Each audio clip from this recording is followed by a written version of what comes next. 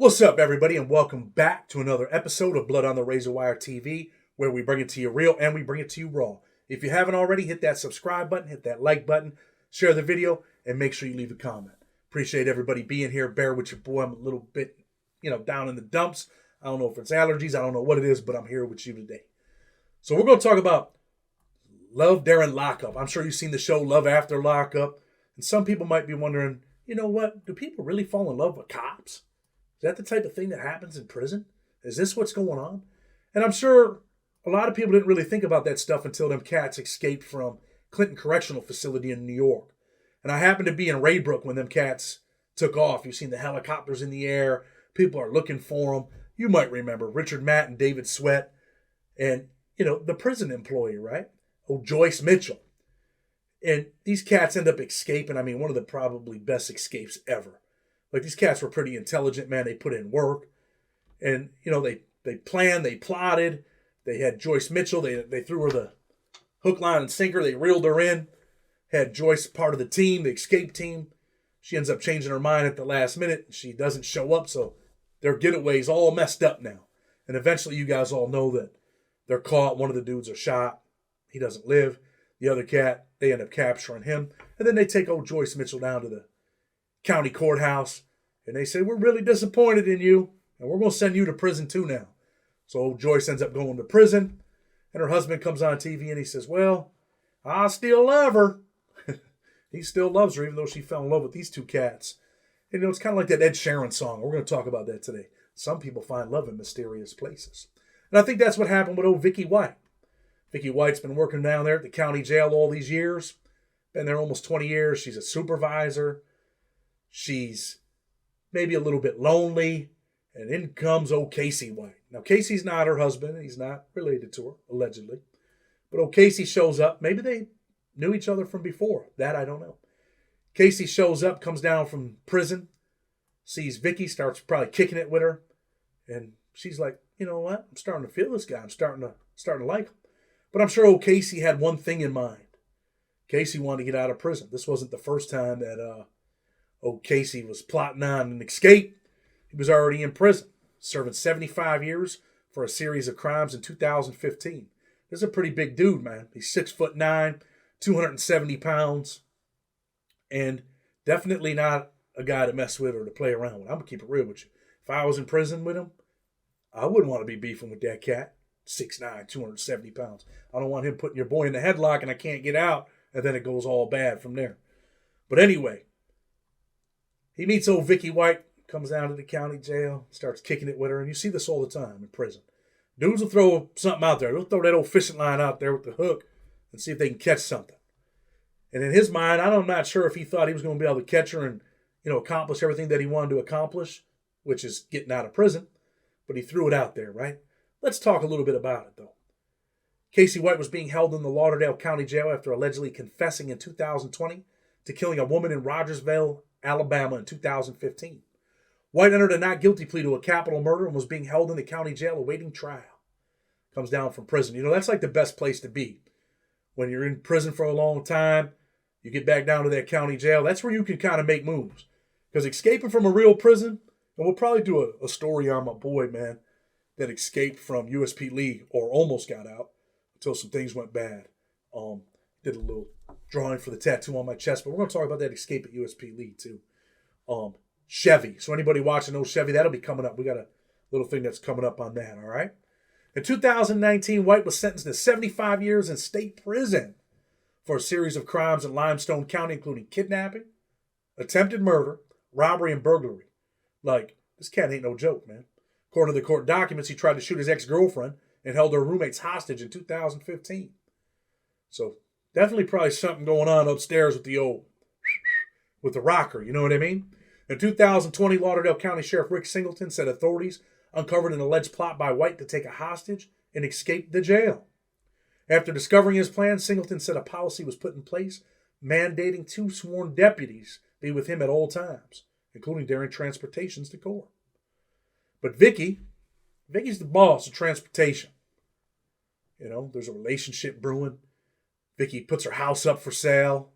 She's supposed to retire on that Friday after nearly 20 years of service. to law enforcement at the county jail.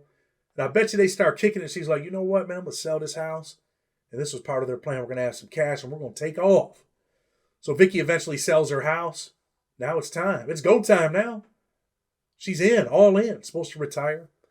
She had a 9mm on her. She comes in. She says, I got to take this guy over to the courthouse.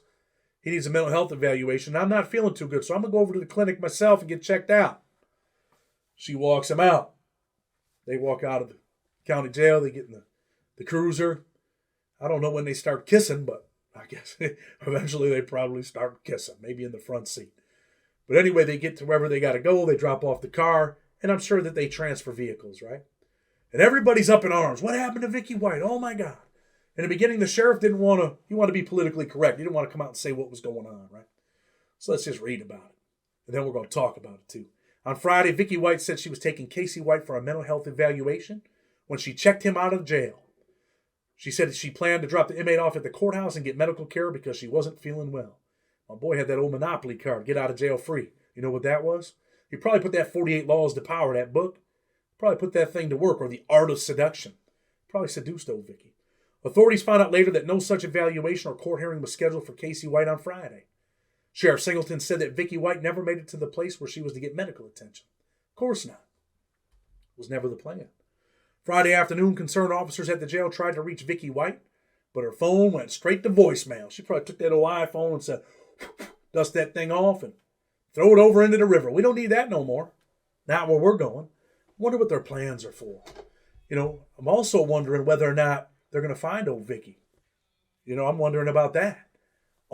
This dude's obviously a dangerous dude. And she didn't back out like old Joyce Mitchell. Joyce Mitchell didn't show up once them boys got out of the jail. But I wonder if Vicky ever read his record. I wonder if she was ever thought about, damn, this dude might, this might not be the dude right here, right? But charm is a bad mamma jamma. He charmed her. She has an unblemished record. She's an exemplary employee, so we're very concerned for her safety. Singleton said that Vicky White, who has been with the sheriff's office for nearly 2 decades, had recently talked about retirement. According to the sheriff, Vicky White's 2013 Ford Taurus patrol car was spotted in a shopping center parking lot Friday morning. That's where they jumped out. Singleton's office has looked at all video security footage in the area where the car was spotted, but there is no evidence yet that shows the two getting in another vehicle. Maybe they dropped the vehicle off, climbed a couple fences, and got out of Dodge. Authorities are looking at all possibilities, including whether the corrections officer helped Casey White escape. That's the part that drives me crazy, man. You want to be politically correct because you're the sheriff? You're not looking at all possibilities. First, he tells you that dude's got a mental health evaluation at the courthouse, right? You got that in record. You know that didn't happen. You know he didn't have one. Said that she was sick, she was going to go to the doctors. That didn't happen. Like, come on, man. You know she's involved. Knowing the inmate, I think she's in danger, whatever the circumstances, Singleton said. Well, Mr. Singleton, I have to agree, sir. This guy's no one to mess with. He was in jail for capital murder, and he had nothing to lose. Whether she assisted him or not, we don't know. Well, I mean, they didn't go for a mental health evaluation. It was never really in the record that he had to be there. But you don't know if she assisted. Okay. Maybe she was just working as an Uber in a sheriff patrol car today. I don't know. And we won't address that until we have absolute proof that that's what happened. We're assuming at this point that she was taken against her will, unless we can absolutely prove otherwise. But regardless, even if she did assist him, we think she's in danger. Don't you think they should have put this dude's statement up on like a teleprompter before he started going at it? Because he's talking about, well, we need absolute proof. Dude, there was no mental health evaluation. No appointment. You know what happened. And, they think she's in danger. I think she's probably in danger, too. Maybe she doesn't even realize it. Maybe he charmed the pants right off her. I mean, literally speaking, but also, figuratively. And she may not understand that, the dude you're dealing with is like, he had some domestic violence in the past. He did some wild things. So she should have been like, let me check this dude's record out. Maybe she didn't. As an assistant director of corrections, she's the assistant director. Vicky White coordinates all transports from the detention center to the court, so she knew that the protocol called for 2 sworn deputies to be with Casey White at all times, as he was an inmate with capital murder charges. All precautions were in place. They did put all precautions in place, right? The questions we have for Director White is, why she violated the policy. I mean, what do you think she's going to tell you? You know why she violated the policy, dude. Because it's like that Ed Sheeran song. They found love in a mysterious place. So they get out They're out driving around. I'm sure they had a plan. I'm sure this was definitely put together. I bet you this was months in the planning. I mean, if he showed up there in February, it's, March. Man, maybe they didn't have long to plan. But they also just now issued a warrant for her arrest, right? Instead of just coming out from the jump and be like, yo, look, man, this is what happened. We're pretty sure. And issuing a warrant right away, they want to be like, hey, look, she's in a dangerous position. We don't know what's going on here. You knew as soon as you found out that dude was missing, he wasn't there for count time. You couldn't get a hold of old Vicky because she was, doing whatever she was doing. You knew. You were talking about, hey, we don't know exactly what's going on. You knew what was going on. But let's talk about how prisoners do their thing, right? And I told you before that I've experienced this. Have I thrown the line out there a few times in prison? I have. Did I come up empty? Every damn time. I had this one lady, right? And she was kind of like, I don't know, I guess she was kind of feeling me, but I wasn't really feeling her. And I pretty much told her, look, in the street, you ain't got a chance in the world with me. And in here, I probably don't got a chance in the world with you. But I was cool with that. But anyway, I'm in FCI Raybrook, right? School teacher over there. She's probably making 80, 90 grand a year. She's going through some stuff. She has a tutor. The tutor starts kicking it with her. And I'm going to tell you, man, the dude that was her tutor, he ends up really feeling like he's in love with this chick. Like he wants to have a life with her, right? And sometimes when you're in prison, man, you start, and look, man, I'm just giving it to you real and raw, right? We're not going to be politically correct. When you're in prison, you start thinking you love people that you really probably don't love. You start being like, yeah, I want to have a life and a family with her. Dude, you're from Chicago. This lady's from like the backwoods of, Lake Placid, Raybrook area. Like, you really think you're going to leave Chicago when you get out and come up here and live in Raybrook, New York? Probably not, my boy. But anyway, him and the chick, they're kicking it. There's rumors floating around. He's her tutor. I heard that he gave her a massage before. I heard all kinds of wild things, right? And then I go to this graduation. And remember, she's the school teacher. There's a band in there. And guess who's leading the band? Her tutor. And he starts singing this song about finding love in mysterious places by Ed Sheeran. And it's almost like he's singing it. And he's like taunting people, man. Like putting it out there. He's singing the song. And the cat can sing a little bit too. And he's looking at her and singing the song. And she came in the jail that day with a Cuban link. And this is how they ended up getting knocked, right? She had a Cuban link on. And people noticed it, man. Prisoners ain't seen that stuff in a long time. Big chunky joint. They see it. I guess she bought it with her income tax check. They see it. Next thing you know, a week later, old boy's got it on. He's got the Cuban link on. And people are like, damn, man, a lot of people want gold necklaces in prison. Not always easy to get. Not no big chunky stuff, right? The only way to get it in there really is through a visit, which is extremely difficult, and or through a staff member.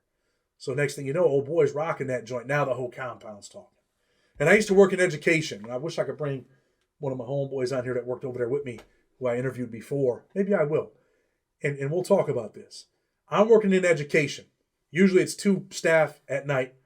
And on this particular night, it's just her. Her partner didn't show up. She called in sick. She's running education. So everybody comes down on the early move just before chow. They call chow. She unlocks the door. She lets everybody out. I happen to be in the law library typing up some stuff. I catch the door last, run out. I come back. When I go to chow, garbage. Don't want to eat. So I leave right away, come back. I know I'm going to have to probably stand outside. And for some reason, I touch the door. Oh, and the door opens. I'm like, oh, okay. So I know I got this fast-track GED class that I'm teaching. I got to go get some books out of this particular teacher's class. I walk back there. Her door's closed. So I open her door. She's got this big office. And she's got this, like, picture window inside her office. So I'm walking over to get the books. They don't see me, but I see them. She's got, like, one pant leg off. She's on the floor. An old boy from Chicago, he's acting like he just met her at the club. You know what they're doing. You know and I know. You know what it is. So anyway, I see that, and I actually get nervous. I'm like, oh, boy. I don't want them to know. I don't want no one to know that I've seen that, and I'm not involved. So I go hide in the bathroom myself, like until other people start coming in. I don't think she realized that she didn't lock that door. She was supposed to lock that door. Maybe she was so jittery, so nervous. I don't know. But eventually what ends up happening is, they got pictures from the graduation. They see the necklace on her. They see him with the necklace. They lock him up. Next thing you know, they got her up in the office with the captain and SIS. And they're like, look, we're going to let you walk out of here. Her father worked there for many, many years. family, friend. This is how things work, you know. You're up there in the backwoods. They end up letting her just resign, let her just walk away. You know, usually, though, they will do their thing on you, man. They'll charge people. And remember that sex in prison is never consensual. So if you're a female staff and, you know, there's a male inmate or male prisoner, I don't like to use the word inmate, I apologize. But that prisoner, there's never consensual sex. Even if the prisoner gets butt ass and he's like, I'm with it. Never consensual. You can't do that type of stuff in prison. It's a felony. You know, and I was also in Youngstown, Ohio. So anybody that's been to the CCA in Youngstown, Ohio, or any CCA for that matter, I'm telling you, the most unprofessional places I've ever seen in my life. Absolutely outrageous. I've seen staff members in the day room sitting on a dude's lap watching Flavor of Love back in the day. And I was just like, wow. And they used to have a CO in the booth. She controlled that front door. And she controlled both side doors to both units. And what would happen is this lady would go in a room, cell, with this kid named Bilal. I'm not going to say his last name. That's what they called him. Bilal was from Cleveland.